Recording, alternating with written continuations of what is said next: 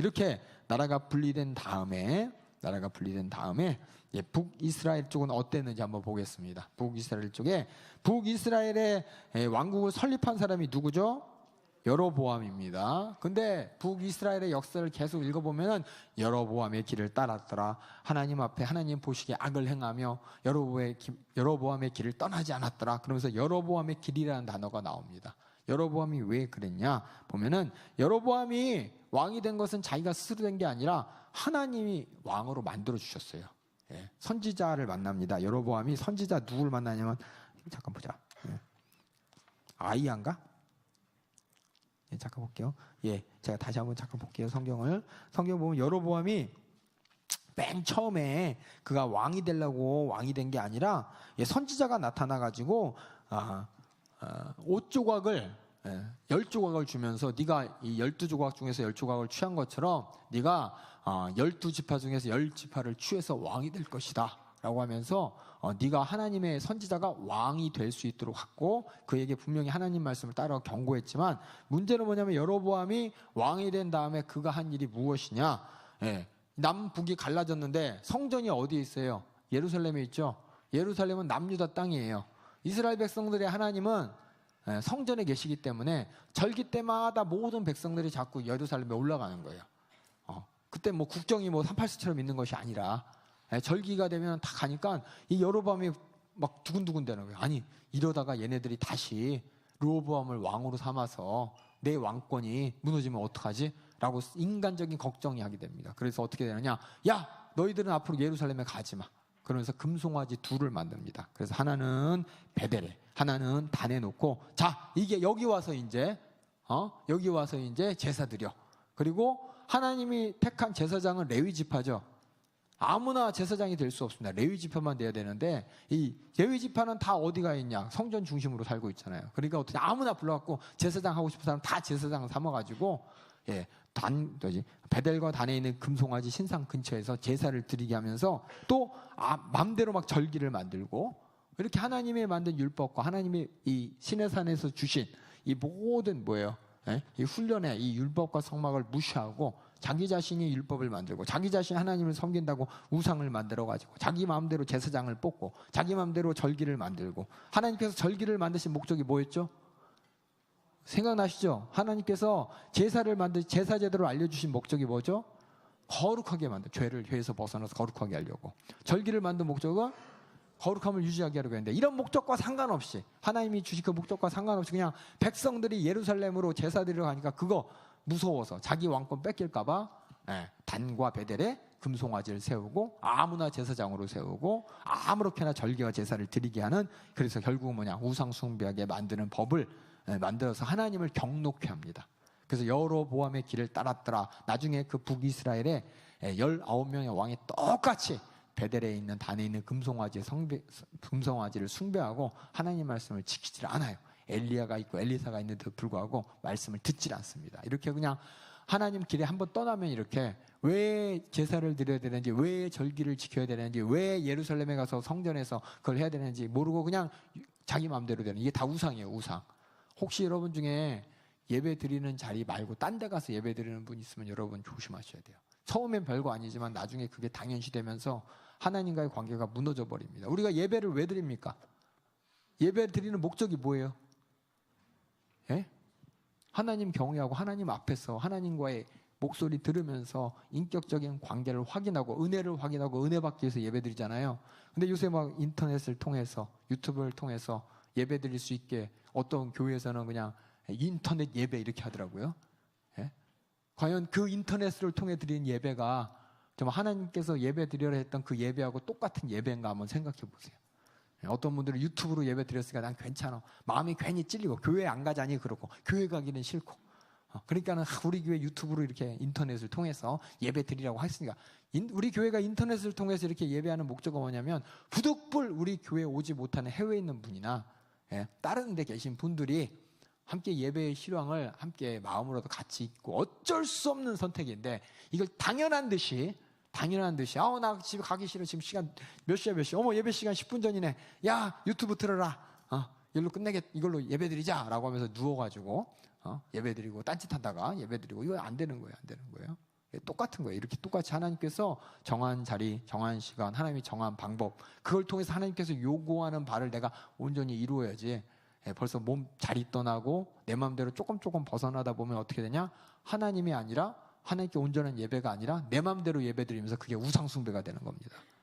아시겠어요? 나는 예배 자리에 앉았는데 아니야, 우상숭배.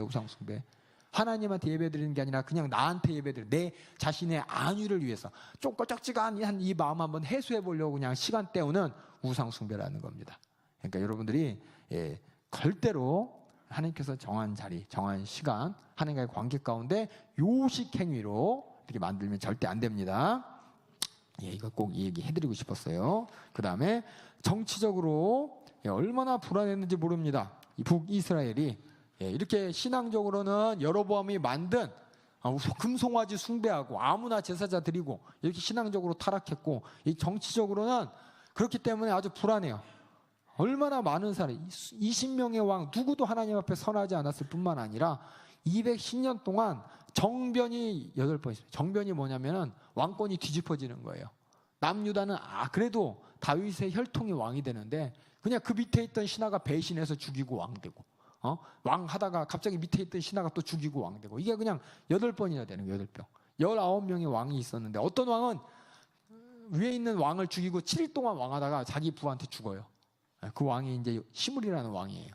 그러니까 참 북이스라엘 보면은 왕권이 그냥 쭉 이어지는 게 아니라 계속해서 혼란하고, 왕이 됐어도 언제 내가 죽을지 몰라서 불안과 두려움에 살아가는 그런 왕도 아니죠 사실. 그런 왕권을 이렇게 이어지고 있었습니다. 그래서 7명의 왕들이 살해당하고 죽인 그 사람이 바로 이어서 왕이 되는 아주 그냥 정치적으로 아주 불안한 수많은 정면들이 있었던 게 바로 북이스라엘입니다. 그나마 그 안에 혈통이 그대로 그만한 이어졌다고 한 사람이 둘 있는데 오므리하고 예후예요. 오므리 왕조, 예후 왕조에서 아들이 왕이 된 게 네 번 아들이 왕된 오므리 왕조가 있고, 결국 막내는 이제 끝에는 또 죽임당하고, 예후도 그랬습니다. 오므리 왕조를 보면은 사마리아로 수도를 옮기고, 또 여러분이 잘 알고 있는 아합 왕이 있어요. 아합 왕이 누구냐면 엘리야를 죽이려 했던 왕, 이세벨 있었던 그 왕. 근데 결국 아합 왕은 이세벨 때문에 망해가지고 그 자손이 완전히 멸절되는 그 예언이 이루어지게 됩니다. 그 뒤에 또 예후 왕. 예후는 누구냐? 그 잔악한 그 아합의 하나님이 씨를 말리게 한 예후 왕조인데, 그나마 예후가 아합의 전 식구를 멸절했지만 똑같이 여로보암의 죄를 따라가서 신앙적 타락, 정치적인 불안을 계속 이어져 갑니다. 그러다가 북이스라엘은 722년에 아수르의 왕 디글라피셀에게 공격당해서 망해버리는데, 망하고 마는 게 아니라 아수르의 왕이 하는 일이 뭐냐면 이민 정책을 합니다. 이민 정책. 그래서 자기가 정복한 그 땅에 있는 백성들을 딴 데로 보내고, 딴 데 있던 백성들 그 땅에 섞어버려. 그래서 민족적인 동질성을 유지하지 못하게 만들고, 그 사람이, 왜냐하면 계속해서 우리나라도 참 감사한 게, 우리 일제가 우리 40년 동안 통치할 때 우리는 그냥 이 땅에 살았잖아요. 그렇죠? 땅에 살았으니까 모여서 이 땅이 어떤 나라였고, 할아버지 할머니한테 듣고, 우리 나라에 대해서 듣고, 애국심에서 듣고, 독립의 필요성을 아는데, 그 자리를 내 고향을 떠나서 엄한 곳에 살게 되면은 반란에 생각할 틈이 없어요. 나의 정체성을 잊어버리잖아요. 땅을 잊어버렸으니까 내가 어디서 왔는지 무슨 출신인지 모르는, 정체성을 모르고 살기 때문에 그냥 그 나라 백성이 되는 거예요. 그래서 이 아수르에서 한 일이 뭐냐면, 정복한 땅의 사람들 다 끄집어갖고 딴 동네 보내고, 딴 동네 정복한 사람들 다시 이쪽으로 보내서 막 섞어버리면 가는 사람이 있고, 몰래 숨어 남아있는 사람이 있고, 그들이 서로 결혼해가지고 막 어떻게 돼요? 아주 짬뽕이 되는 거예요. 하여튼 그 나라의 정체성이 완전 없어지는 이런 정책을 아수르가 취합니다. 그래서 아수르가 이렇게 막 사람들을 막 넘겨갖고, 사실상 10지파의 그 10지파의 순수한 그 피해 정통성이 다 무너져 버립니다.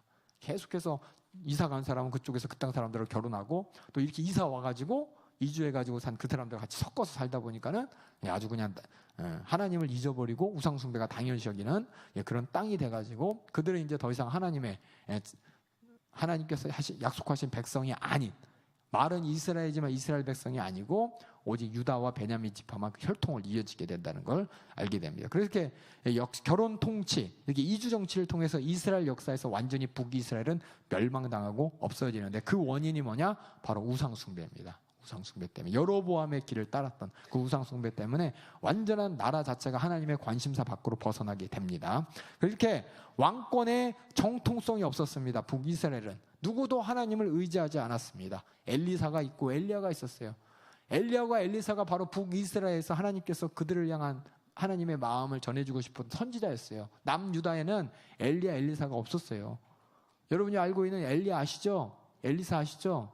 그들은 정말 북이스라엘에서 정말 하나님의 말씀을 전하고 어떻게든 그들을 향한 하나님의 손길을 경험할 수 있도록 엘리야를 세우고 엘리사를 세워서 막 그 하나님의 이적도 보게 하시고 또 아람 군대라든지 다른 적군이 쳐들어올 때 다 이기게 하시고 이렇게 다 보여줬는데도 불구하고 그들은 여로보암의 길을 따르니까 어떻게 해볼 수가 없었다는 것입니다. 그래서 우상숭배는 방법이 없어요.